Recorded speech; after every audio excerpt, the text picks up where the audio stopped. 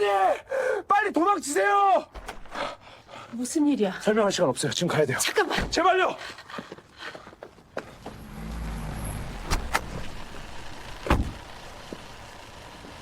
쿵쿵쿵. 새벽 3시 거칠게 문을 두드리는 소리가 온 집안을 흔들어댔습니다. 할머니, 할머니, 지금 당장 도망가세요. 급박한 목소리, 절박한 외침, 뒷문으로 탈출해 골목 어둠 속에 숨었을 때 승용차 한 대가 집 앞에 멈춰섰어요. 차에서 내리는 두 사람. 며느리분이 할머니를 죽이려고 하고 있어요. 연인과 함께요. 그 순간 제 온몸이 얼어붙었습니다. 하지만 아무도 몰랐습니다. 이 60세 평범한 할머니가 며느리의 인생을 완전히 뒤바꿔 놓을 복수의 시작이 될 거라는 것을. 본격적인 이야기에 앞서 지금 바로 구독과 좋아요를 눌러주세요. 앞으로도 계속해서 실화처럼 생생한 인생 이야기들을 무료로 보실 수 있고 잠시 놓쳤던 사연들도 무료로 다시 보실 수 있습니다. 구독과 좋아요는 완전 무료이니 지금 바로 클릭해주세요. 제 이름은 이정심입니다. 60살. 그저 평범한 여자죠. 아들한테 한 달에 생활비 30만 원 받으며 조용히 살아가는 그런 사람. 적어도 겉으로는 그렇게 보입니다. 하지만 그날 새벽 제 평범했던 일상은 완전히 끝이 났습니다. 깊은 잠에 빠져 있던 저를 깨운 건 거칠고 다급한 두드림 소리였어요. 쿵쿵쿵. 조용한 새벽 공기를 가르는 그 소리가 온 집안을 흔들어댔습니다. 처음엔 꿈인 줄 알았어요. 60이 넘은 여자가 새벽에 누구를 만나겠어요? 할머니, 할머니. 목소리가 들렸습니다. 남자 목소리였는데 굉장히 다급하고 절박했어요. 마치 무슨 큰일이라도 난 것처럼요. 혹시 무슨 사고라도 났나 싶어서 후다닥 일어나 문으로 달려갔어요. 누구세요? 할머니, 저예요. 진수요. 아, 진수였구나. 진수는 3개월 전부터 자주 마주치던 남자였어요. 계단에서 만날 때마다 정중하게 인사하고 짐도 들어주곤 했죠. 할머니, 오늘 날씨 좋네요. 할머니, 시장 다녀오세요? 이렇게 말 걸며 친절하게 대해주던 사람이었어요. 왠지 모르게 믿음이 가는 사람이었죠. 왜 그래요, 진수 씨? 이 새벽에 문고리에 손을 걸치려는 순간이었어요. 할머니, 빨리 도망가세요. 도망가라고? 그 말이 귀에 꽂히는 순간 온몸에 소름이 돋았습니다. 왜? 무엇 때문에? 머릿속이 하얘졌어요. 하지만 이상하게도 몸이 먼저 반응했습니다.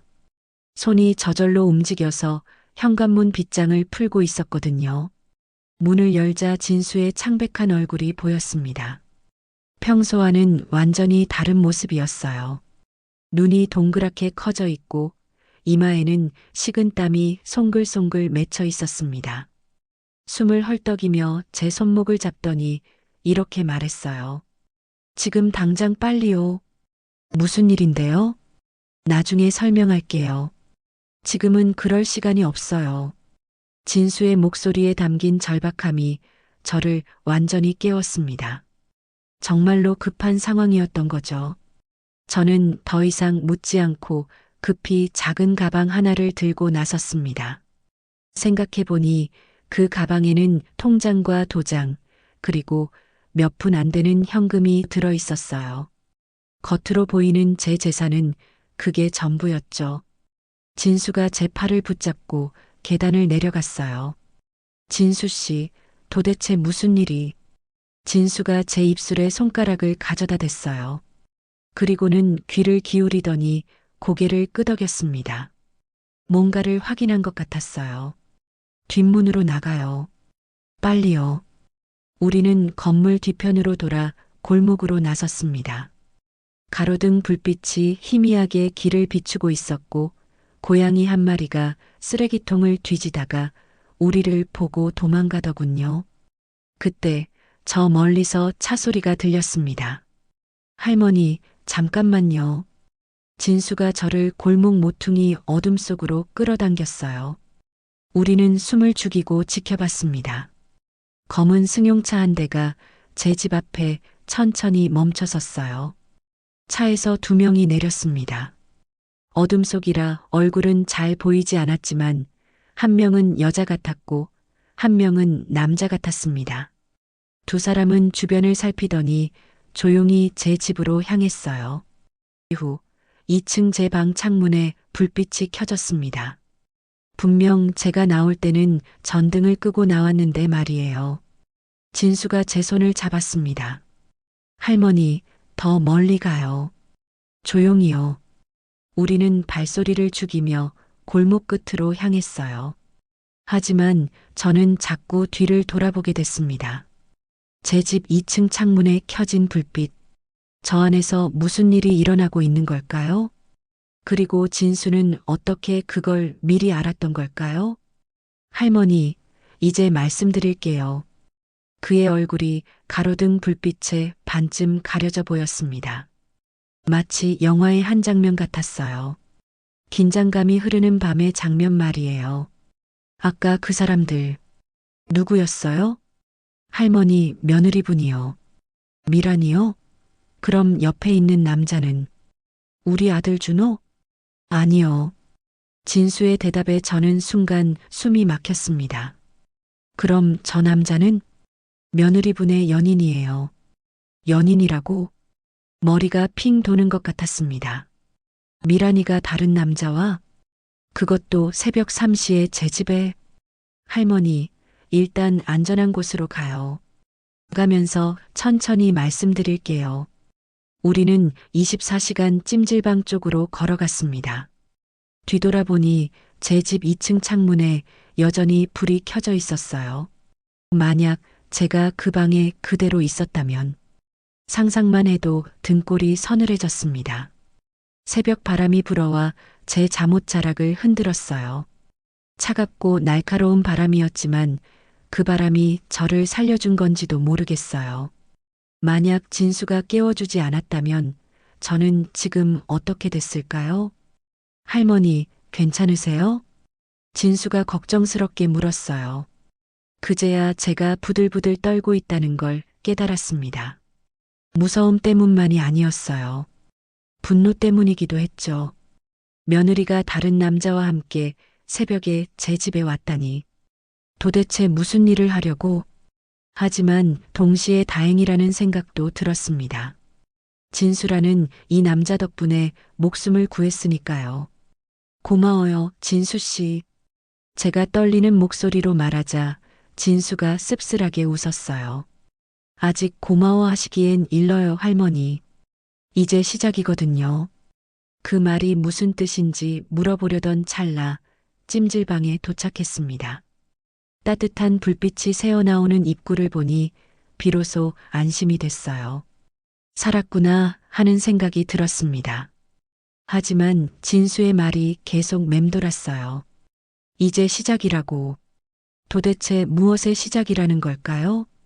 찜질방 로비의 형광등 불빛에서 진수의 얼굴을 제대로 본 건 그때가 처음이었어요. 생각보다 훨씬 진지하고 단단한 표정이었습니다. 평소에 친절해 보이던 남자의 모습은 온데간데 없었어요. 할머니, 이제 모든 걸 말씀드릴게요. 진수가 심각한 표정으로 말했습니다. 하지만 들으시고 나면 많이 충격받으실 거예요. 저는 고개를 끄덕였어요. 그래요, 말해보세요. 진수가 깊이 숨을 들이쉬더니 입을 열었습니다. 그리고 그가 내뱉은 말은 제 세상을 완전히 뒤흔들어 놓았습니다. 할머니, 며느리분이 할머니를 죽이려고 하고 있어요. 연인과 함께요. 그 말이 떨어지는 순간 찜질방의 모든 소음이 사라진 것 같았어요. 에어컨 돌아가는 소리도, 밤늦게 찜질방에 온 사람들의 발소리도, 심지어 제 숨소리까지도 모든 게 정지된 것 같았습니다. 세상이 멈춰버린 것 같은 그 순간 저는 단 하나의 질문만 할 수 있었어요. 왜요? 그리고 진수가 계속 말했습니다. 할머니, 며느리분은 이미 3명의 남편을 죽였어요. 할머니가 4번째 타깃입니다. 그 순간 저는 깨달았습니다. 제가 얼마나 위험한 상황에 놓여 있었는지, 그리고 이제부터 제 인생이 완전히 바뀔 거라는 것을, 진짜 이야기는 이제부터 시작입니다. 찜질방 로비 의자에 앉아 저는 진수의 말을 듣고 있었습니다. 며느리가 3명의 남편을 죽였다고요? 네, 할머니. 머리가 하얘졌어요. 그래, 처음부터 이상했었어. 미란이를 처음 만난 건 3년 전이었어요. 그때 저는 서울 외곽에서 30년째 정시민의 한정식을 운영하고 있었습니다. 남편은 준호가 어렸을 때 사고로 일찍 세상을 떠났고 그 후로 혼자 아들을 키웠어요. 준호 대학 등록금도 생활비도 전부 그 한정식집에서 나왔죠. 3년 전 어느 봄날 준호가 여자친구를 데려왔습니다. 엄마, 소개할 사람 있어. 29살까지 연애 한번 제대로 못 해본 아들이 드디어 여자를 데려온 거예요. 한미란 27살. 하얀 원피스를 입고 온 그녀는 정말 예뻤어요. 어머님, 안녕하세요. 준호 씨한테 많은 이야기 들었어요. 목소리도 부드럽고 예의도 바른 것 같았죠. 미란이는 회사 다녀. 마케팅 일하는데 똑똑해, 엄마. 준호가 자랑스럽게 말했어요. 그 아이가 여자를 바라보는 눈빛이 진짜 사랑하는 사람을 보는 눈이었거든요. 저는 정말 기뻤습니다. 우리 아들이 드디어 좋은 사람 만났구나. 첫인상이 너무 좋았어요. 예쁘기도 했지만 무엇보다 준호를 향한 그녀의 눈빛이 진심처럼 보였거든요. 하지만 나중에 알게 되었습니다. 그 모든 게 연기였다는 것을. 미란이가 저를 처음 본 건 그보다 1년 전, 4년 전이었어요. 그녀가 제 한정식 집에 손님으로 왔었다고 하더군요. 그날 저는 부동산 중개업자한테 전화를 받았었어요. 네, 김 소장님. 그 건물 전세 입자 들어왔어요? 아, 월세로 돌렸구나. 2천만 원이요? 좋네요. 다음 달부터 들어오는 거죠? 저는 홀 한쪽 구석에서 조용히 통화했어요. 손님들이 많았으니까요. 하지만 몰랐습니다. 바로 옆 테이블에 앉아있던 26살 여자가 제 통화 내용을 하나하나 엿듣고 있었다는 것을. 나중에 안 일이지만 그 여자가 한미란이었습니다. 당시 이름은 한지혜. 3번째 남편과 함께 온 손님이었죠. 미라는 그날 제 얼굴을 기억했습니다. 그리고 조사를 시작했어요. 월세 2천? 이 한정식집 사장. 건물주네? 등기부등본을 떼어봤겠죠. 강남 외곽상가 건물. 시가 60억. 소유주 이정심. 그리고 더 조사했을 겁니다. 이정심에게 자식이 몇 명인지, 결혼은 했는지, 외아들 하나, 28살, 미혼. 미란의 눈이 번쩍 떠졌을 거예요. 6개월 후 미란은 3번째 남편을 강도 살해로 위장해 죽였습니다. 그리고 바로 제 아들 준호를 타깃으로 정했어요. 준호가 다니는 헬스장을 알아냈고 그곳 회원으로 등록했죠. 저기요, 혹시 PT 선생님 추천해 주실 수 있나요? 우연을 가장한 질문이었지만 사실은 준호가 자주 운동하는 시간에 맞춰 나타난 거였죠. 그렇게 시작된 거였습니다. 순수한 우리 아들은 아무것도 몰랐어요. 29살까지 연애 한번 제대로 못 해본 아들에게 예쁜 여자가 다가왔으니 얼마나 좋았겠어요. 엄마, 나 요즘 헬스장에서 만난 여자가 있어. 오, 정말? 어떤 사람인데? 예쁘고 똑똑하고. 엄마, 나 진짜 좋아. 준호의 얼굴이 환하게 빛나던 게 아직도 생생합니다. 2년 연애 끝에 1년 전 두 사람은 결혼했어요. 저는 기뻤습니다. 제가 평생 모은 돈, 아니, 한정식 집에서 번 돈으로 신혼집 전세금을 대줬어요. 2억 5천. 어머님 감사해요. 덕분에 좋은 집에서 시작하게 됐어요. 미란이 눈물까지 글썽이며 말했을 때 저는 정말 뿌듯했어요. 좋은 며느리를 만났구나. 하지만 결혼 후 6개월쯤 지나면서 뭔가 이상했어요. 처음엔 아주 작은 것들이었습니다. 명절에 차례상을 차리는데 미란이가 말했어요.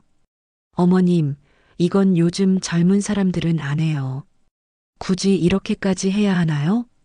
처음엔 요즘 젊은 사람들은 다 그런가 보다 했는데 시간이 지날수록 심해졌어요. 그 다음 명절엔 아예 오지 않았습니다. 어머님, 죄송한데 미란이 집 부모님이 편찮으셔서. 준호가 미안해하며 전화했어요. 괜찮아, 괜찮아. 부모님 건강이 우선이지. 저는 이해했습니다. 며느리 입장에서도 힘들 수 있다고 생각했거든요. 하지만 그 다음 명절에도 똑같은 핑계가 이어졌죠. 결혼 후 6개월쯤 지났을 때였어요. 미란이가 찾아와서 말했어요. 어머님, 이제 혼자 사시기 힘드시죠? 우리랑 같이 사시는 게 어때요? 그때는 정말 고마웠어요. 혼자 남겨진 게 막막했거든요. 그래, 같이 살자. 하지만 착각이었습니다.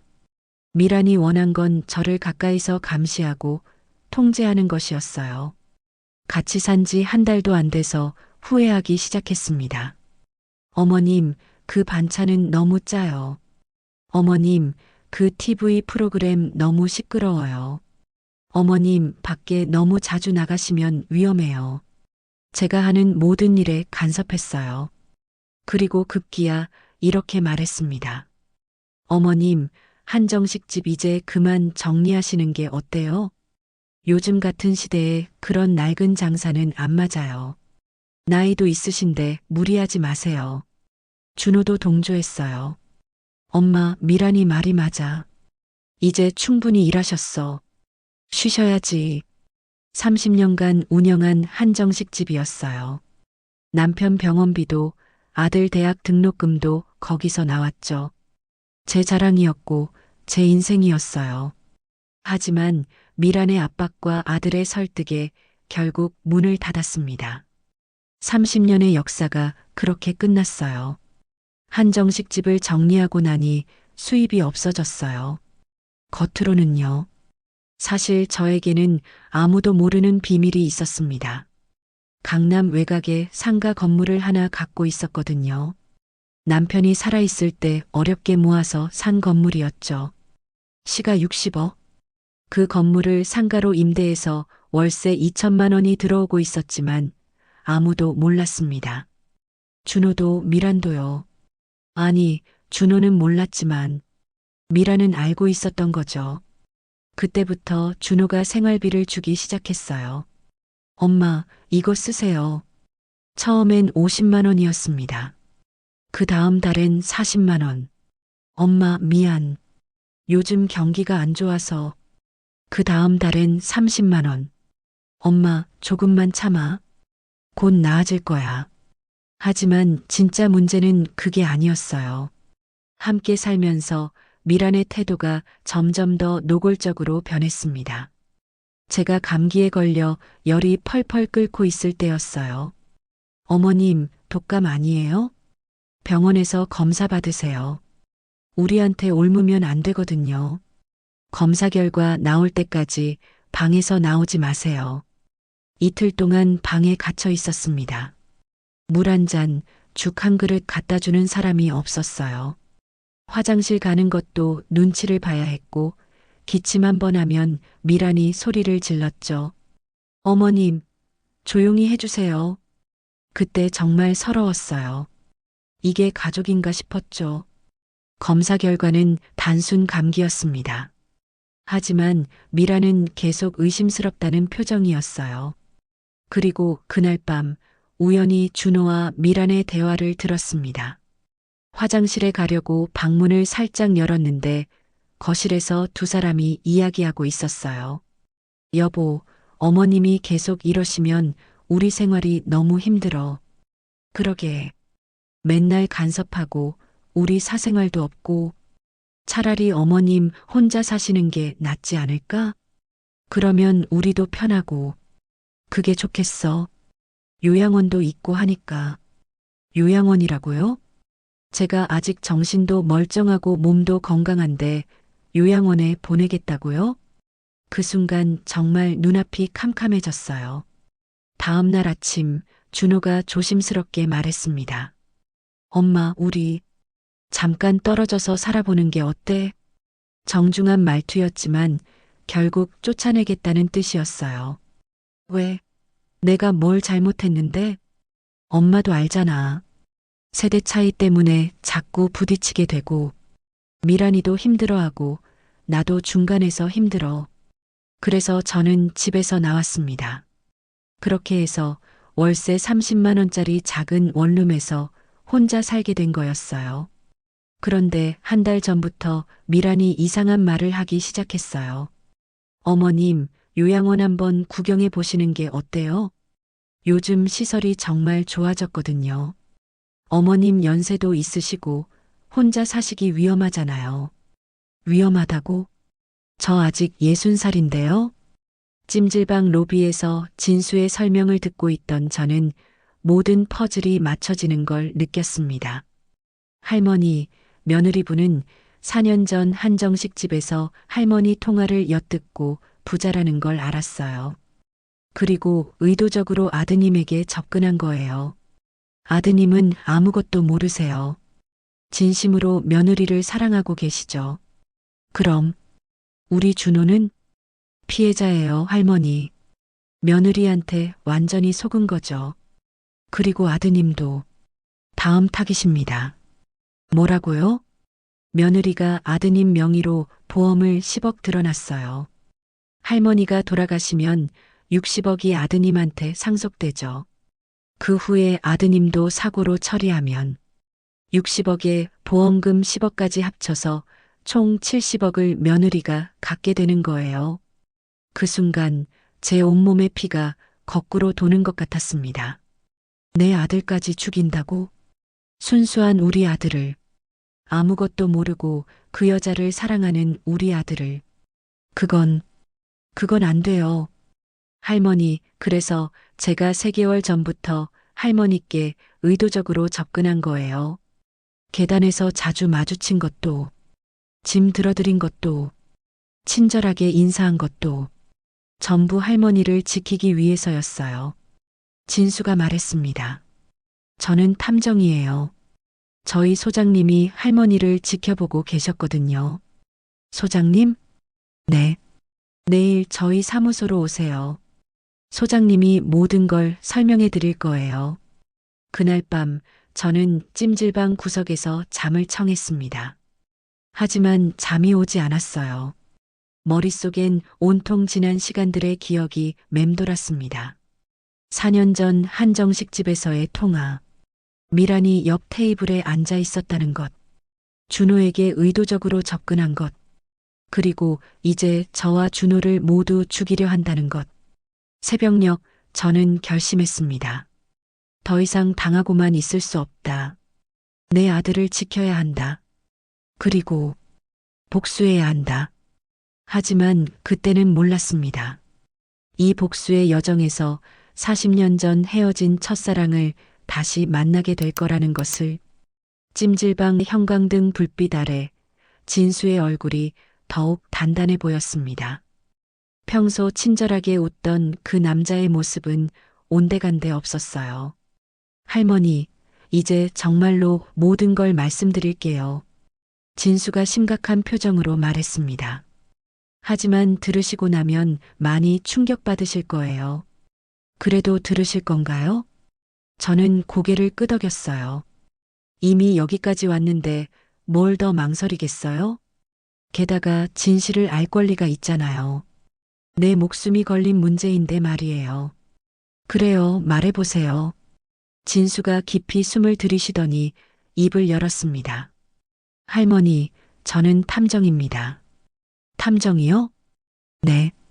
저희 소장님이 할머니를 지켜보고 계셨어요. 왜요? 저를 왜? 진수가 잠시 망설이더니 말했습니다.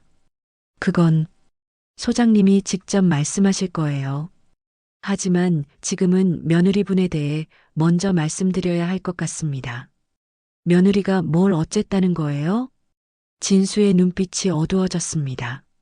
한미란, 이미 3명의 남편을 죽였어요. 3명이라고? 저는 숨이 막혔습니다. 그게 무슨 말이에요? 할머니가 4번째 타깃입니다. 진수가 가방에서 서류 몇 장을 꺼냈어요. 형광등 불빛에 비친 서류에는 사진들과 신문기사 스크랩이 가득했습니다. 첫 번째 남편, 7년 전입니다. 진수가 한 남자의 사진을 보여줬어요. 30대 중반으로 보이는 남자였습니다.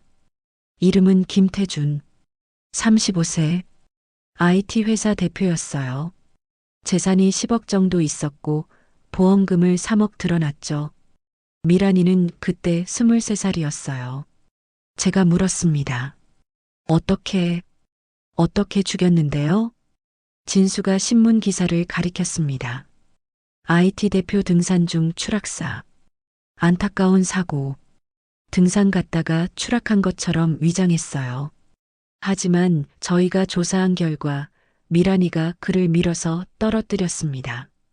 아무도 없는 산 정상에서 둘만 있었거든요. 목격자도 없고 증거도 없었죠. 완벽한 사고사로 처리됐어요. 진수가 2번째 사진을 꺼냈습니다. 이번엔 좀 더 젊어 보이는 남자였어요. 2번째 남편, 5년 전입니다. 이름은 박민수, 30세, 프리랜서 디자이너였어요. 보험금 10억. 미란이는 그때 25살. 이번엔 어떻게? 교통사고로 위장했어요. 진수가 또 다른 신문 기사를 보여줬습니다. 프리랜서 디자이너, 음주운전 중 절벽 추락. 미란이가 그에게 술을 먹인 후 차에 태워서 절벽으로 몰았어요. 그리고 차에서 내린 다음 브레이크를 풀었죠. 저는 손이 덜덜 떨렸습니다. 이게 정말 우리 며느리 이야기인가? 그 착하게 웃던 미란이가? 3번째는 진수가 마지막 사진을 꺼냈습니다.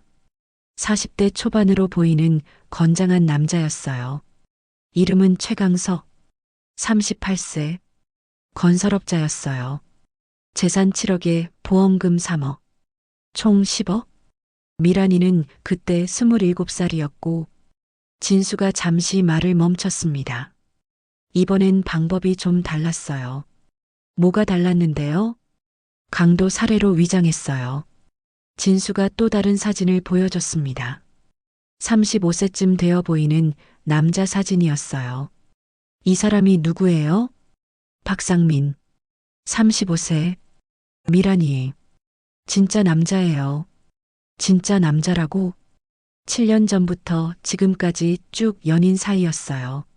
첫 번째 남편 만나기 전부터요. 제 머리가 복잡해졌습니다. 그럼 미란이가 결혼하는 동안에도? 네. 계속 바람을 피웠죠. 상민이와 함께. 진수가 계속 설명했습니다.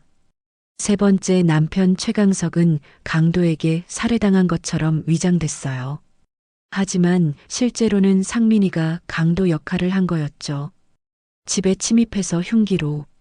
진수가 말을 흐렸습니다.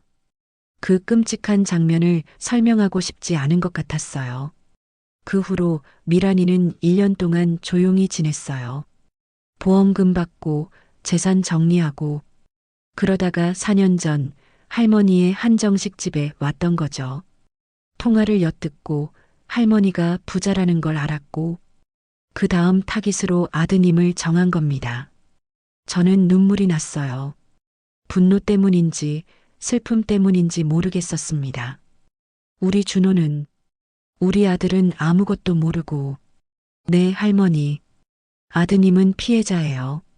진심으로 미란이를 사랑하고 계시죠. 하지만 진수가 더 심각한 표정을 지었습니다. 아드님도 다음 타깃입니다. 네, 미란이가 아드님 명의로 생명보험을 10억 들어놨어요. 6개월 전에요. 제 심장이 멎는 것 같았습니다. 할머니가 돌아가시면 60억이 아드님께 상속되죠. 그 후에 아드님도 사고로 처리하면 60억에 보험금 10억까지 합쳐서 총 70억을 미란이가 갖게 되는 거예요. 70억? 우리 모자를 죽이고 70억을 가져가겠다고? 상민이도 함께 계획을 짰어요. 오늘 밤 할머니 집에 온 것도 둘이 함께였죠. 만약 제가 할머니를 깨우지 않았다면 진수가 말을 멈췄습니다. 상상만 해도 끔찍했어요. 만약 진수가 없었다면 저는 지금 어떻게 됐을까요? 왜 이런 걸 저한테 알려주는 거예요? 소장님이 할머니를 지키라고 했어요. 소장님이 누군데요? 진수가 미소를 지었습니다. 처음으로 따뜻한 표정이었어요. 내일 오시면 아실 거예요. 3개월 전부터 제가 할머니 근처에 있었던 이유도, 계단에서 자주 마주친 것도, 짐 들어드린 것도 전부 할머니를 지키기 위해서였어요. 소장님의 지시였죠. 저는 감사하면서도 궁금했습니다. 도대체 그 소장님은 누구일까? 할머니, 내일 저희 사무소로 오세요. 소장님이 모든 걸 설명해 드릴 거예요. 그리고 진수가 진지하게 말했습니다. 할머니를 지키는 방법도 알려드릴 거예요. 며느리를 막는 방법도요. 그날 밤 저는 찜질방에서 잠을 청했지만 한숨도 잘 수 없었습니다. 머릿속엔 온통 진수가 보여준 사진들과 신문 기사들이 맴돌았어요. 3명의 남편, 3번의 완벽한 살인, 그리고 이제 저와 준호가 4번째, 5번째 희생자가 될 뻔했다는 것. 새벽 5시 저는 일어나 세수를 했습니다. 거울 속 제 얼굴은 창백했지만 눈빛만은 단단했어요. 더 이상 당하고만 있을 수 없다. 내 아들을 지켜야 한다. 그리고 복수해야 한다. 진수가 말한 탐정사무소. 그 소장님이 누군지는 모르겠지만 분명 저를 도와줄 수 있을 거예요. 오전 9시 진수가 찜질방으로 저를 데리러 왔습니다. 할머니 가시죠. 네. 차를 타고 30분쯤 갔을까요? 오래된 건물 3층에 작은 사무실이 있었어요. JH 탐정사무소. 문패에 그렇게 적혀 있었습니다. 진수가 문을 열었습니다. 소장님 모시고 왔습니다. 안쪽 책상에서 한 남자가 일어나 저를 향해 돌아섰어요. 64세쯤 되어 보이는 남자. 단정하고 멋있는 모습이었습니다. 그리고 저는 그 얼굴을 알아봤습니다. 심장이 멎는 것 같았어요. 정심아. 그 사람도 저를 알아봤습니다. 떨리는 목소리로 제 이름을 불렀죠. 철수. 선배. 40년 만에 다시 만난 첫사랑. 강철수 선배였습니다. 1984년 대학 캠퍼스에서 도서관 앞 벤치. 이 책 재미있어요. 읽어보실래요? 24살 군대 갓 제대한 철수 선배와 20살 새내기 정심. 2년간의 사랑. 눈물의 이별. 그 모든 기억이 한순간에 몰려왔습니다. 정심아. 정말 내가 맞구나. 철수 선배가 떨리는 손으로 제 어깨를 잡았어요. 선배, 어떻게 6개월 전 동네 마트에서 널 봤어. 말을 걸고 싶었지만 용기가 나지 않았어. 너를 버린 죄책감에. 하지만 그때는 몰랐습니다.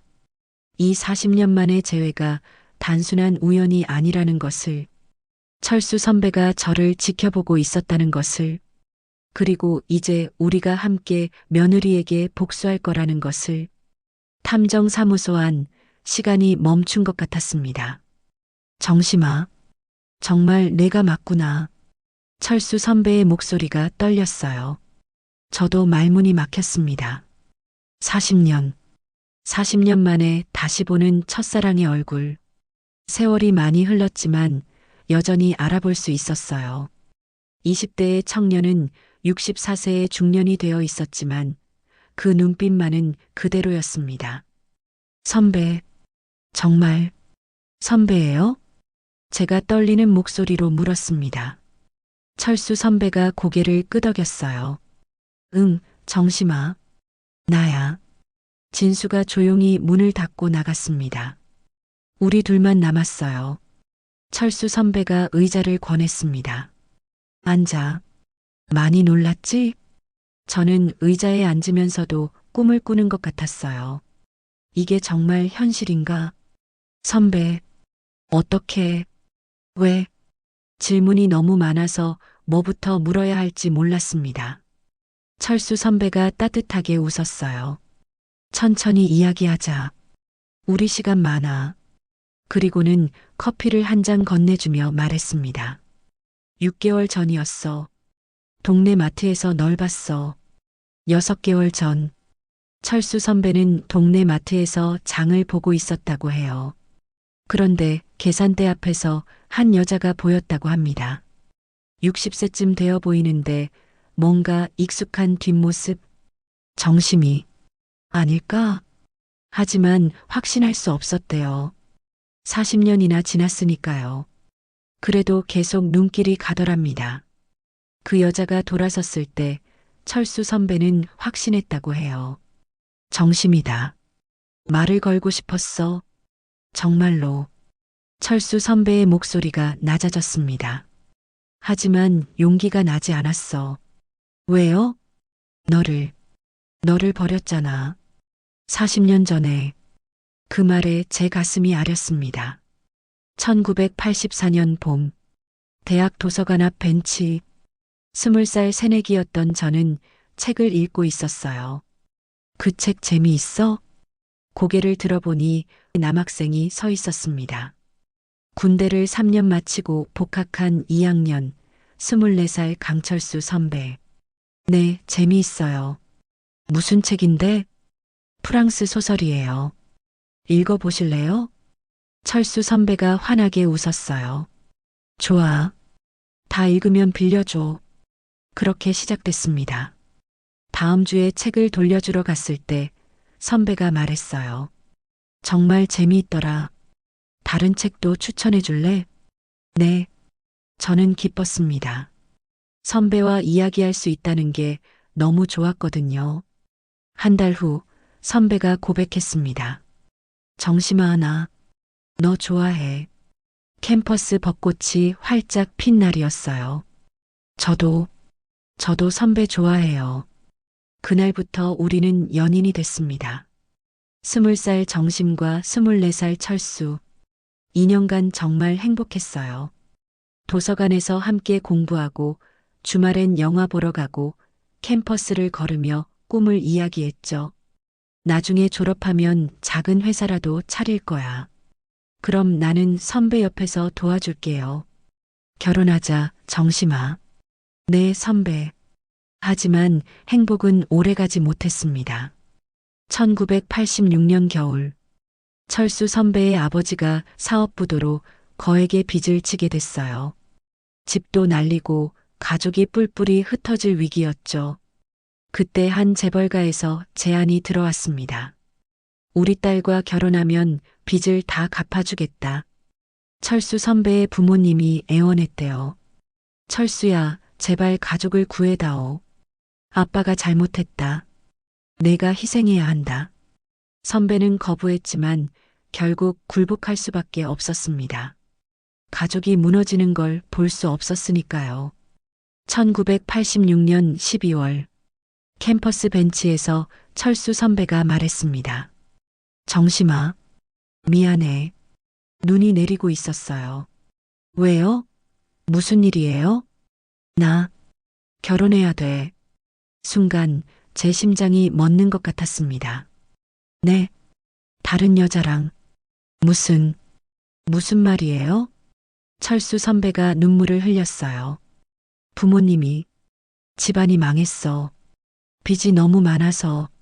재벌가 딸과 결혼하면 빚을 다 갚아준대. 거절했어. 처음엔. 하지만 부모님이 무릎 꿇고 빌더라. 가족을 구해달라고. 저도 눈물이 났습니다. 그럼 우리는? 정심아, 미안해. 정말 미안해. 나 너를 너무 사랑하는데. 하지만 가족을 버릴 수가 없어. 철수 선배가 제 손을 잡았습니다. 용서해줘. 제발. 저는 고개를 끄덕였어요. 눈물이 멈추지 않았지만 이해했습니다. 선배도 힘든 거라는 걸. 괜찮아요, 선배. 행복하세요. 그날이 우리가 마지막으로 본 날이었습니다. 40년. 탐정사무소에서 철수 선배가 말했습니다. 그 후로 너를 한 번도 잊은 적이 없어. 결혼했지만 행복하지 않았어. 사랑 없는 결혼이었으니까. 10년 전에 이혼했어.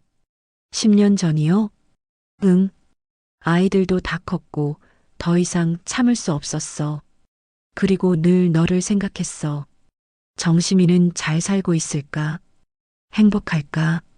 철수 선배의 눈빛이 따뜻했습니다. 6개월 전 마트에서 널 봤을 때 말을 걸고 싶었어. 정말로. 하지만 죄책감 때문에 용기가 나지 않았어. 그래서 그냥 멀리서 지켜보기로 했어. 너를 따라갔어. 어디 사는지 알고 싶어서. 그렇게 철수 선배는 제가 사는 곳을 알게 됐다고 해요. 그리고 며칠 동안 멀리서 지켜봤대요. 그런데 뭔가 이상한 점을 발견했다고 합니다. 며느리가 수상했어. 네. 내 며느리가 자주 다른 남자를 만나더라. 그 남자와 카페에서 친밀하게 이야기하고 손도 잡고. 이건 뭔가 잘못됐다 싶었어. 철수 선배는 탐정이니까 조사를 시작했대요. 한미란. 조사하면 할수록 이상했어. 과거 이력도 없고 신용카드 사용 내역도 수상하고. 그래서 더 깊이 파고들었어. 그리고 충격적인 사실을 알게 됐지. 3명의 남편을 죽인 연쇄살인범. 정심아, 너도 위험하다는 걸 알았어. 그래서 진수를 내 근처에 배치했어. 3개월 전부터 너를 지키기 위해서. 저는 눈물이 났습니다. 철수 선배가 저를 지켜주고 있었구나. 선배. 그리고 하나 더 알게 된 게 있어. 철수 선배가 서류를 꺼냈습니다. 등기부등본이었어요. 정심아, 너 60억 건물 주더라. 저는 놀라서 아무 말도 못했습니다. 깜짝 놀랐어. 평범하게 사는 줄 알았는데. 강남 외곽상가 건물 소유주. 월세 2천만 원. 정심아, 너 정말 대단해. 철수 선배가 자랑스럽게 웃었어요. 저는 부끄러웠습니다. 남편이랑 어렵게 모아서 산 거예요. 아들 대학 보내고 열심히 살았어요. 그래, 잘했어. 정말 잘 살았어. 철수 선배가 제 손을 잡았습니다. 40년 만에 잡는 손. 여전히 따뜻했어요. 정심아, 이제 혼자가 아니야. 내가 옆에 있어. 며느리, 우리가 함께 막을 거야. 내 아들도 지킬 거고. 저는 고개를 끄덕였습니다. 든든했어요. 오늘 저녁 같이 먹자. 철수 선배가 제안했습니다. 40년 만에 다시 만났는데 밥이라도 같이 먹어야지. 네. 좋아요. 저는 어색하게 웃었어요. 60살에 데이트를 하게 될 줄은 몰랐거든요. 그날 저녁 철수 선배는 호텔 레스토랑을 예약했습니다. 고급스러운 분위기였어요. 선배, 여기 너무 비싸지 않아요? 괜찮아. 40년 만인데 이 정도는 해야지. 철수 선배가 와인을 주문했습니다. 와인잔을 들고 철수 선배가 말했습니다. 40년 만의 재회를 위해, 40년 만의 재회를 위해 우리는 잔을 부딪혔어요. 땡그랑 맑은 소리가 울렸습니다. 식사를 하면서 우리는 40년간의 이야기를 나눴어요. 나는 회사 다니다가 10년 전에 탐정 사무소를 차렸어. 사람들 도와주는 일이 보람 있더라. 선배 멋있어요. 너는? 한정식집 하면서 혼자 아들 키웠다며? 네. 힘들었지만 보람 있었어요. 아들 자랑 좀 해봐. 우리 준호는 착해요. 너무 착해서 탈이에요. 며느리한테 속는 것도 착해서 그런 거야. 그러게요. 저는 씁쓸하게 웃었습니다. 철수 선배가 제 손을 꼭 잡았어요. 정심아, 이제 괜찮아. 내가 있잖아. 우리 함께 아들 지키자. 네, 선배. 그때 저는 느꼈습니다. 40년이 지났지만 이 사람은 여전히 제 첫사랑이라는 것을. 식사가 끝나고 호텔 로비에서 철수 선배가 말했습니다. 정심아, 이제 늦지 않았어. 네. 우리 다시 시작해보는 거 어때? 심장이 두근거렸습니다. 60살에 다시 사랑을 시작한다고? 선배, 우리 이제 60이에요. 그게 뭐 어때? 60이면 아직 젊어. 앞으로 20년, 30년 더 살 수 있잖아. 그 시간을 함께 보내면 안 돼? 철수 선배의 눈빛이 진지했습니다.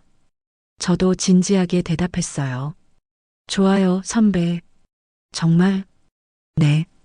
저도 선배를 평생 잊은 적이 없어요. 남편이 있었지만 마음 한구석엔 늘 선배가 있었어요. 철수 선배가 저를 꼭 안았습니다. 40년 만에 포옹. 하지만 그때는 몰랐습니다. 이 재회가 단순한 사랑 이야기로 끝나지 않을 거라는 것을, 며느리와의 처절한 싸움이 시작될 거라는 것을, 그리고 머지않아 철수 선배 집 침대에서 60세의 나이에 20대의 설렘을 다시 느끼게 될 거라는 것을 말입니다. 호텔 로비에서 포옹을 나눈 후 철수 선배가 조심스럽게 물었습니다. 정심아, 우리 집에 갈래? 심장이 두근거렸어요. 60살인데도 20대 처녀처럼 떨리더라고요. 네, 좋아요. 철수 선배의 집은 깔끔한 아파트였습니다. 거실에는 책이 가득했고 창밖으로 야경이 보였어요. 앉아. 차 끓여줄게. 고마워요, 선배. 하지만 차를 마시러 온 게 아니라는 걸 우리 둘 다 알고 있었습니다. 소파에 나란히 앉아 우리는 한동안 아무 말도 하지 못했어요. 40년 만에 다시 만난 첫사랑. 이제 60대가 된 우리. 어색하면서도 자연스러웠습니다. 철수 선배가 먼저 손을 내밀었어요. 정심아. 네, 선배. 내가 너를 정말 많이 그리워했어. 저도요. 40년 동안 단 하루도 잊은 적이 없어. 철수 선배의 목소리가 떨렸습니다. 평생 후회하며 살았어. 너를 지켜주지 못한 것. 너와 결혼하지 못한 것. 너와 함께 늙지 못한 것. 저는 고개를 저었어요. 선배 잘못이 아니에요. 아니야. 내가 용기가 없었어. 가족을 핑계로 너를 포기했어. 용서해줘, 정심아. 저는 철수 선배의 손을 꼭 잡았습니다. 이미 용서했어요. 40년 전에. 정심아. 철수 선배가 저를 끌어안았습니다. 그 포옹이 얼마나 따뜻했는지 40년간 얼어붙어 있던 제 마음이 녹는 것 같았어요. 선배, 응? 우리 이제 행복해도 되는 거죠? 그럼, 당연하지. 철수 선배가 제 얼굴을 들어 올렸습니다. 주름이 가득한 얼굴이지만 그 눈빛만은 20대처럼 빛나고 있었어요. 정심아, 사랑해. 저도 사랑해요, 선배. 40년 만의 고백. 그리고 자연스럽게 우리는 침실로 향했습니다. 60세의 나이에 20대의 설렘을 느끼며 침대 위에서 철수 선배가 속삭였어요. 늦었지만 지금이라도 행복하자. 네, 선배. 달빛이 창문으로 들어와 우리를 비췄습니다. 얽힌 손, 뛰는 심장, 40년을 기다린 사랑. 그날 밤 우리는 60세에 다시 사랑을 나눴습니다. 20대처럼 격렬하진 않았지만 더 깊고 진했어요. 세월의 무게가 담긴 사랑, 후회와 그리움이 녹아든 포옹. 정심아, 평생 너만 생각했어. 저도요, 선배. 평생. 그렇게 밤이 깊어갔습니다. 침대 옆에서 시계 초침 소리만 또각또각. 철수 선배가 제 머리를 쓰다듬으며 말했어요. 60이면 어때? 우리에겐 아직 시간이 있어. 네. 아직 20년, 30년. 함께 늙어가자, 정심아. 새벽녘 저는 철수 선배의 품에 안겨 잠들었습니다. 40년 만에 느끼는 안정감. 이 사람 곁이 제자리구나 하는 확신. 정말 행복했어요. 다음 날 아침, 햇살이 창문으로 들어왔습니다. 눈을 뜨니 철수 선배가 저를 바라보고 있었어요. 잘 잤어? 네. 오랜만에 편하게 잤어요. 나도. 우리는 침대에서 일어나 거실로 갔습니다. 철수 선배가 커피를 끓이고 저는 간단한 아침을 준비했어요. 40년이 지났지만 우리는 여전히 잘 맞았습니다. 정심아, 이제 진지하게 이야기해야 할 것 같아. 네. 창가에 앉아 커피를 마시며 철수 선배가 말했습니다. 정심아, 이제 어떻게 할 거야? 며느리 말이에요? 응. 계속 피해 다닐 순 없잖아. 저는 한숨을 쉬었습니다. 사실, 오늘 저녁에 미란이가 요양원 상담 간다고 했어요. 뭐? 철수 선배의 얼굴이 굳어졌습니다. 저녁 7시에 집으로 데리러 온대요. 정심아, 가면 안 돼. 하지만, 위험해. 절대 가지 마. 철수 선배가 제 손을 꼭 잡았습니다. 며느리가 뭘 할지 몰라. 알아요, 선배. 하지만, 준호가 걱정돼요. 며느리가 준호도 죽일 거라고 했잖아요. 이대로 가만히 있을 순 없어요. 정심아. 가야 해요, 선배. 철수 선배가 복잡한 표정을 지었습니다. 정말 가려고? 네. 위험하다는 거 알면서도? 알아요. 하지만 제 아들이에요. 선배, 괜찮을 거예요. 다녀올게요. 정심아, 잠깐만. 철수 선배가 제 손을 잡았어요. 오후 5시. 저는 제 집에 돌아와 있었습니다. 2층 제 방. 창밖으로 저녁 노을이 지고 있었어요. 평소처럼 평범한 방이지만 이제는 다르게 보였어요. 여기서 제가 죽을 뻔했구나. 창밖으로 저녁 노을이 지고 있었습니다. 붉은 노을이 제 방을 물들였어요. 손이 떨렸습니다. 무서웠어요. 하지만 준호를 생각하면 참을 수 있었습니다. 내 아들을 지켜야 해.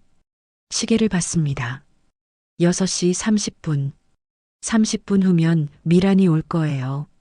저는 옷을 갈아입고 머리를 단정히 빗었습니다. 거울을 보니 창백한 제 얼굴이 보였어요. 괜찮을 거야. 괜찮을 거야. 스스로에게 되뇌었습니다. 6시 50분. 저는 거실 소파에 앉아 기다렸습니다. 시계 초침 소리만 또각또각. 심장이 빠르게 뛰었어요. 두근두근. 띵동. 7시 정각. 초인종이 울렸습니다. 저는 깊이 숨을 들이쉬고 현관으로 향했어요. 문을 열자 미란이 밝게 웃고 있었습니다. 어머님, 준비하셨어요? 그 옆에 낯선 남자가 서 있었어요. 35세쯤 되어 보이는 남자. 박상민. 미란의 진짜 남자. 살인 공범. 안녕하세요, 어머님. 요양원 상담 직원입니다. 상민이 공손하게 인사했습니다. 거짓말. 저는 알고 있었죠. 하지만 모르는 척 했어요. 아, 네, 안녕하세요.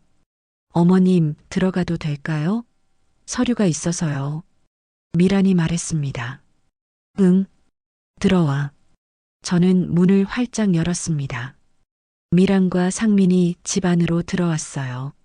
찰칵. 상민이 뒤에서 문을 잠갔습니다. 그 소리가 유난히 크게 들렸어요. 미란이 천천히 돌아서며 저를 보았습니다. 그 눈빛이 차갑게 변해 있었어요.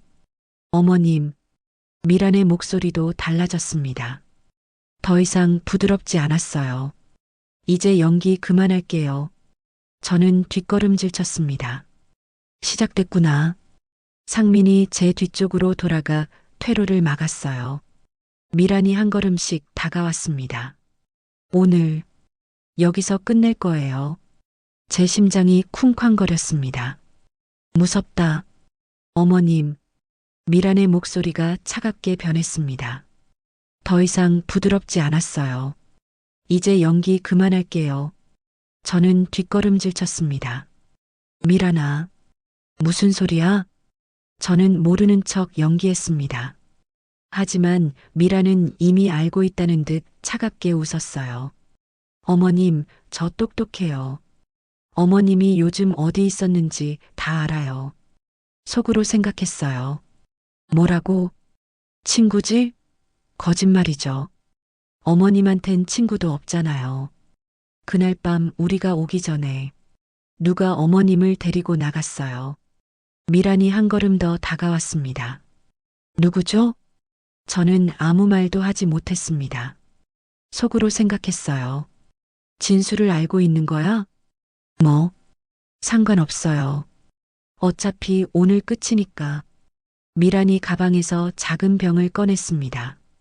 투명한 액체가 담긴 병. 이게 뭐야? 수면제예요. 고통 없이 갈 수 있어요. 제 손이 떨렸습니다. 미란아, 너, 어머님, 이거 드세요. 미란이 병을 제 앞으로 내밀었습니다. 싫어. 절대 안 마셔. 그럼 상민 오빠가 어쩔 수 없이. 상민이 뒤에서 제 팔을 붙잡았어요. 힘이 세더라고요.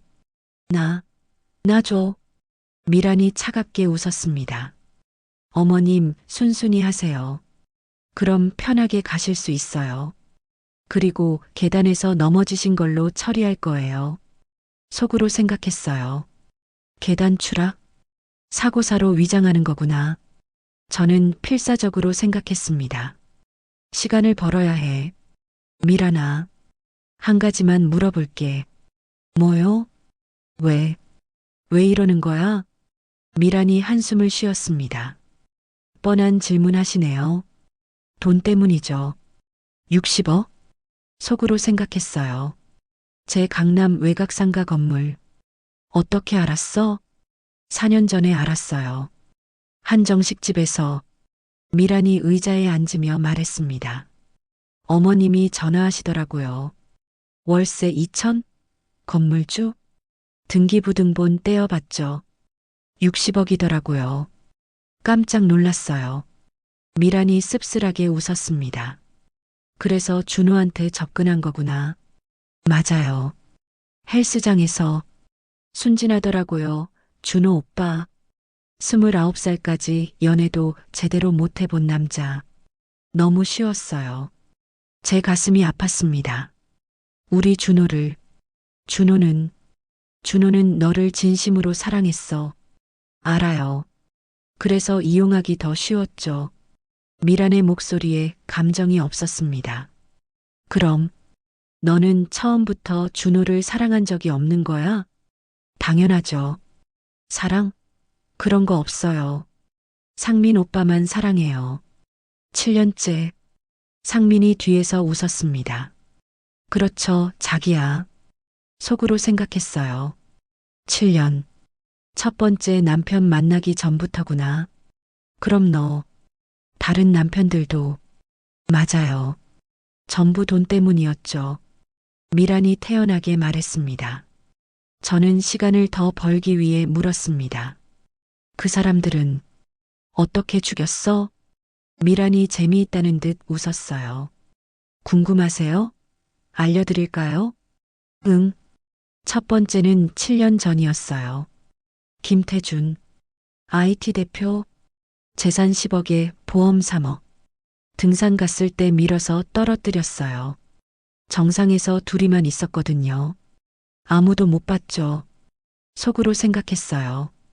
등산 추락? 완벽한 사고사였어요. 경찰도 의심 안 했고요. 총 13억 받았죠. 미란이 자랑스럽게 말했습니다. 두 번째는 5년 전. 박민수, 디자이너, 보험 10억? 이번엔 술 먹인 후에 차에 태웠어요. 그리고 절벽으로 몰았죠. 차에서 내린 다음 브레이크 풀고 음주운전 사고로 처리됐어요. 너무 완벽했죠. 세 번째는 3년 전. 최강석, 건설업자, 재산 7억에 보험 3억. 이번엔 상민 오빠가 도와줬어요. 상민이 뒤에서 말했습니다. 제가 강도 역할했죠. 집에 침입해서 흉기로. 상민이 말을 흐렸습니다. 하지만 무슨 뜻인지 알 수 있었어요. 속으로 생각했어요. 직접 죽인 거구나. 강도 살해로 처리됐어요. 저는 슬픔에 빠진 미망인 연기했고요. 총 10억 받았죠. 미란이 태연하게 말했습니다. 그리고 어머님이 네 번째예요. 이번엔 계단 추락. 집에서 혼자 계시다가 실족하신 걸로. 깔끔하죠? 저는 숨이 막혔습니다. 그럼 준호는? 아, 준호 오빠요? 미란이 웃었습니다. 어머님이 돌아가시면 60억이 준호 오빠한테 상속되잖아요. 네. 그 후에 준호 오빠도 사고로 처리할 거예요. 보험금 10억 드러났거든요. 6개월 전에 60억에 보험금 10억. 총 70억이에요. 속으로 생각했어요. 70억. 우리 모자를 죽이고 우리 아들까지 죽이겠다고? 당연하죠. 어차피 쓸모없어요. 순진하고 바보 같은 남자. 이혼같이 끝났으니까 정리해야죠. 미란의 목소리가 너무나 차갑했습니다. 너 미쳤어. 미쳤다고요? 저 정상이에요. 그냥 똑똑할 뿐이에요. 70억이면 상민 오빠랑 해외에서 평생 놀고 먹을 수 있어요. 상민이 뒤에서 말했습니다. 자기야, 이제 그만하고 끝내자. 그래요. 어머님, 이제 정말 마시세요. 미란이 다시 병을 내밀었습니다.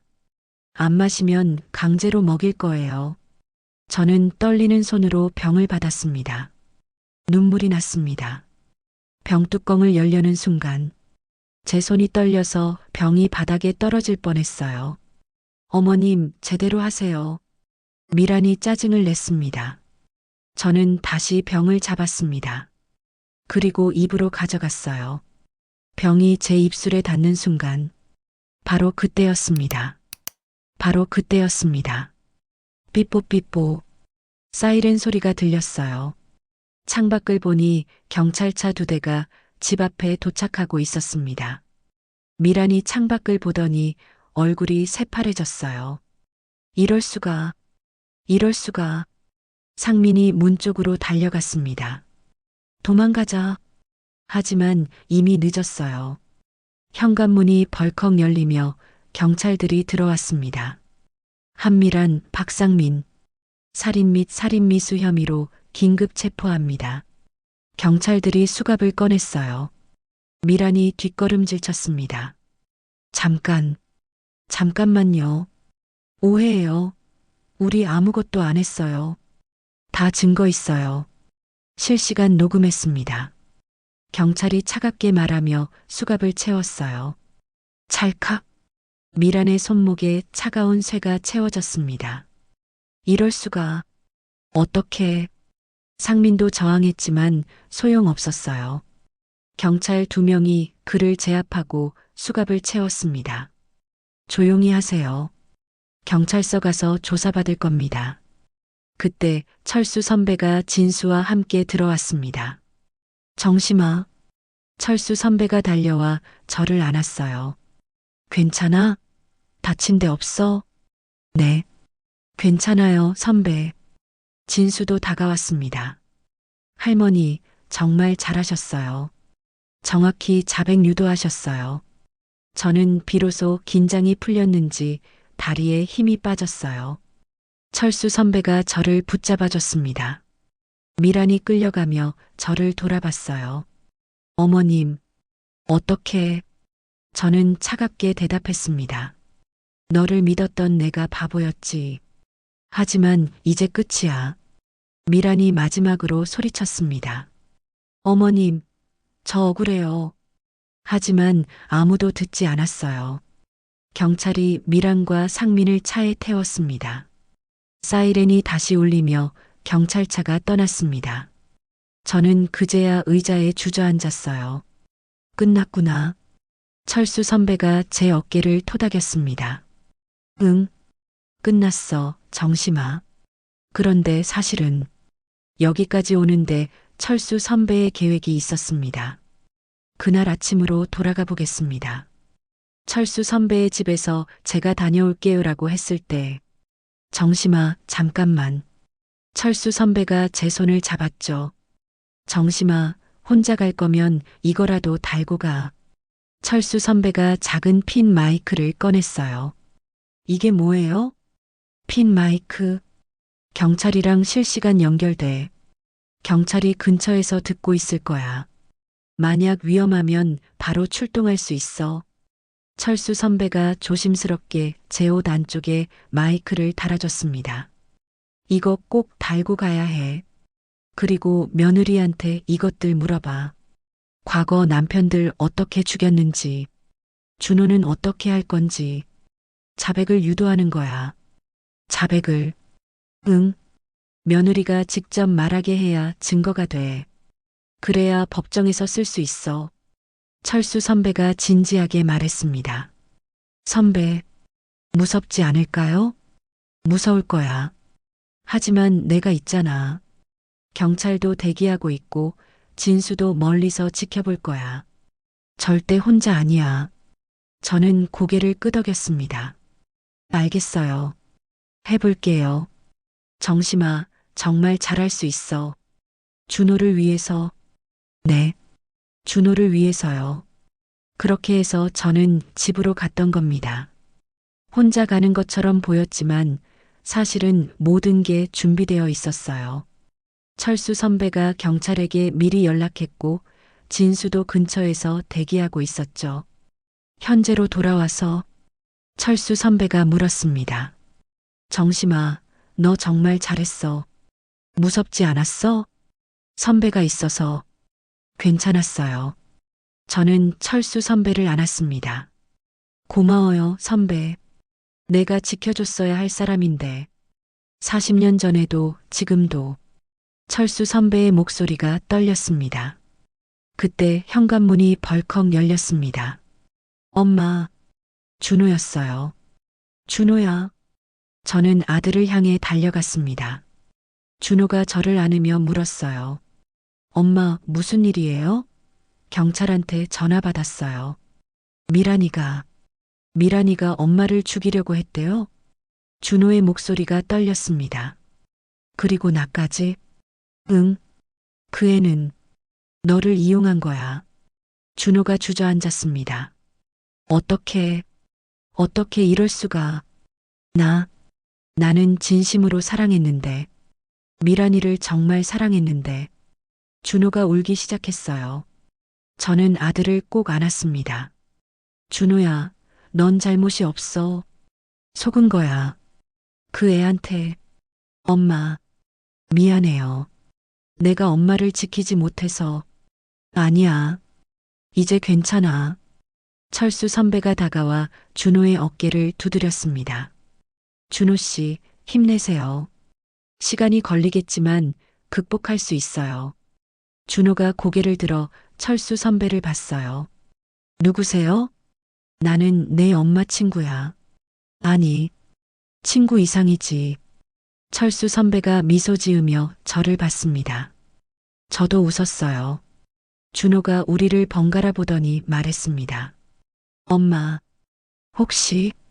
응, 이분은 내 첫사랑이야.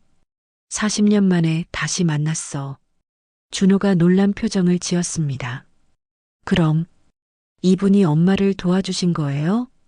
응. 선배가 아니었으면 나 죽었을 거야. 감사합니다. 준호가 철수 선배에게 깊이 인사했어요. 괜찮아요. 내 엄마를 지키는 건 당연한 일이죠. 철수 선배가 따뜻하게 말했습니다. 그날 밤 우리 셋은 오랫동안 이야기를 나눴어요. 준호는 충격을 받았지만 서서히 받아들이고 있었습니다. 그리고 저는 깨달았습니다. 60세에 새로운 시작을 할 수 있다는 것을, 첫사랑과 다시 사랑에 빠질 수 있다는 것을, 그리고 내 아들을 지킬 수 있다는 것을, 이제 남은 건 법정이었습니다. 미란과 상민을 완전히 처벌하는 것, 그리고 철수 선배와의 새로운 인생. 하지만 그건 다음 이야기입니다. 3개월 후 법정에 섰습니다. 미란과 상민의 재판이었어요. 판사가 판결문을 읽었습니다. 피고인 한미란, 살인 3건, 살인 미수 1건, 계획적이고 잔인한 범행, 무기징역을 선고합니다. 미란이 고개를 떨구었습니다. 더 이상 예쁜 얼굴도 소용없었어요. 피고인 박상민, 살인 공모 3건, 살인 1건, 살인 미수 1건, 무기징역을 선고합니다. 상민도 수갑을 찬 채 고개를 숙였습니다. 법정을 나서며 미란이 저를 돌아봤어요. 마지막으로 한마디 했습니다. 어머님, 후회 안 하세요? 저는 차갑게 대답했습니다. 내가 후회할 건 너를 믿었던 거야. 하지만 이제 끝이야. 미란이 끌려가는 모습을 보며 저는 안도했습니다. 이제 정말 끝이구나. 준호는 법정에서 완전한 피해자로 인정받았습니다. 아무것도 몰랐고 진심으로 미란을 사랑했다는 것. 보험금도 준호가 모르게 들어진 것. 판사도 준호에게 동정적이었어요. 법정을 나서며 준호가 말했습니다. 엄마, 정말 미안해요. 내가 엄마한테 잘했어야 했는데. 괜찮아, 준호야. 넌 잘못이 없어. 준호의 눈에 눈물이 글썽였어요. 이혼 서류 제출했어요. 잘했어. 이제 다시 시작해. 엄마도 행복하세요. 준호가 철수 선배를 보며 말했습니다. 아저씨, 우리 엄마 잘 부탁드려요. 철수 선배가 웃으며 대답했습니다. 물론이죠. 평생 잘 모실게요. 저는 두 남자를 보며 미소 지었어요. 이제 정말 새로운 시작이구나. 6개월 후 봄날. 벚꽃이 활짝 핀 어느 화창한 날이었습니다. 작은 교회에서 결혼식이 열렸어요. 하얀 드레스를 입은 60세의 신부. 아들 준호가 제 팔을 잡고 버질로드를 걸었습니다. 엄마 예뻐요. 고마워, 준호야. 제단 앞에는 철수 선배가 서 있었어요. 64세의 신랑. 정장을 입은 모습이 멋있었습니다. 저를 보는 눈빛이 20대처럼 빛나고 있었어요. 진수와 탐정사무소 동료들이 참석했습니다. 준호의 친구들도 몇 명 왔어요. 크지 않은 결혼식이었지만 따뜻했습니다. 목사님이 물었습니다. 강철수 씨, 이정심 씨를 아내로 맞이하시겠습니까? 예. 이정심 씨, 강철수 씨를 남편으로 맞이하시겠습니까? 예. 그럼 이제 키스하셔도 좋습니다. 철수 선배가 저를 끌어안고 키스했어요. 60세의 키스. 하지만 20대 못지않게 설렜습니다. 하객들이 박수를 쳤습니다. 준호가 가장 크게 박수 쳤어요. 엄마, 축하해요. 진수도 웃으며 박수 쳤습니다. 할머니, 정말 축하드려요. 그날 저녁, 호텔 신혼방. 창밖으로 벚꽃이 바람에 흩날리고 있었습니다. 침대 옆 창가에 서서 저는 하늘을 올려다봤어요. 철수 선배가 뒤에서 제 어깨를 안았습니다. 뭐해? 응. 그냥. 저는 조용히 속삭였습니다. 하늘에 계신 첫 남편에게. 여보, 하늘에서 잘 지내요? 나도 당신 잊고 새로운 사랑을 해보려고 해요. 미안해요. 하지만 당신도 이해해 줄 거라 믿어요.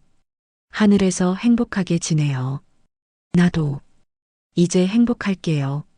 눈물이 한 방울 흘러내렸습니다. 철수 선배가 제 눈물을 닦아주며 말했어요. 정심아, 우리 행복하자. 네, 선배. 40년을 기다렸잖아. 이제 평생 함께 할 거야. 저는 철수 선배를 돌아보며 미소 지었습니다. 선배, 사랑해요. 나도 사랑해, 정심아. 우리는 창가에 서서 오랫동안 포옹했어요. 벚꽃잎이 창문에 부딪혀 떨어졌습니다. 봄바람이 커튼을 흔들었어요. 달빛이 우리를 비췄습니다. 60세의 신혼 첫날 밤, 철수 선배가 저를 침대로 이끌었습니다. 정심아, 이제 시작이야. 우리의 새로운 인생. 네, 선배. 그날 밤 우리는 다시 한번 사랑을 나눴습니다. 다음 날 아침, 햇살이 창문으로 들어왔습니다. 저는 철수 선배의 품에 안겨 잠에서 깼어요. 잘 잤어? 네. 정말 행복해요, 선배. 우리는 함께 아침을 먹으며 미래를 이야기했습니다. 정심아, 내가 생각이 있어. 무슨 생각이요? 탐정사무소 확장하려고. 너도 투자할래? 투자요? 응. 할머니들을 위한 전담팀 만들려고. 너처럼 며느리한테 고생하는 할머니들 많거든. 저는 고개를 끄덕였습니다. 좋아요. 해보고 싶어요. 정말? 네. 다른 할머니들도 도와주고 싶어요. 철수 선배가 환하게 웃었습니다. 1개월 후, 탐정사무소가 새 단장을 했습니다. 문패에 제 이름도 올라갔어요. JH 탐정사무소 마이너스 파트너 이정심. 진수가 새로운 의뢰를 들고 왔습니다. 정심 선배님, 오늘 의뢰 들어왔어요. 어떤 사연이에요? 70대 할머니인데 손자가 재산을 노리고 있대요. 저는 진지하게 고개를 끄덕였습니다. 제가 직접 만나볼게요. 활기찬 목소리. 새로운 인생을 사는 60세 여자의 목소리. 그날 저녁 준호가 사무소에 놀러 왔습니다. 엄마, 오늘 저녁 같이 먹어요. 그래, 우리 아들. 요즘 일하시는 거 재미있어 보여요. 응, 정말 보람 있어. 저는 준호를 보며 생각했습니다. 내 아들도 이제 괜찮아지고 있구나. 미란에게서 받은 상처를 조금씩 치유하고 있었어요. 철수 선배가 커피를 건네주며 말했습니다. 준호 씨, 새 여자친구 생겼어요? 아, 아직은요. 아직 마음 정리가. 천천히 해. 좋은 사람 만날 거야. 우리 셋은 저녁을 함께 먹으며 웃었습니다. 가족처럼. 아니, 진짜 가족이었죠. 60세에 만든 새로운 가족. 집으로 돌아오는 길에 철수 선배가 제 손을 잡았습니다. 정심아, 행복해? 네, 정말 행복해요. 나도 40년 전에는 지켜주지 못했지만 이제는 평생 지켜줄게. 고마워요, 선배. 사랑해, 정심아. 하늘을 올려다보니 별이 가득했습니다. 봄밤의 별들이 반짝이고 있었어요. 저는 속으로 생각했습니다. 60세, 제 두 번째 인생이 시작됩니다. 첫사랑과 함께 아들과 화해하고 이제는 다른 할머니들을 돕는 삶. 늦지 않았어요. 행복은 언제든 다시 시작할 수 있으니까요. 철수 선배가 저를 끌어안았습니다. 정심아, 집 가자. 네, 선배.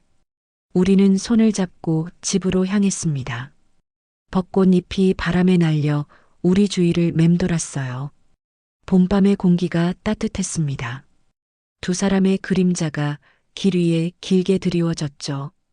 60세와 64세의 사랑, 40년을 기다린 사랑, 이제 시작하는 사랑, 그리고 며느리에게 복수한 60세 할머니의 이야기는 이렇게 해피엔딩으로 끝이 났습니다.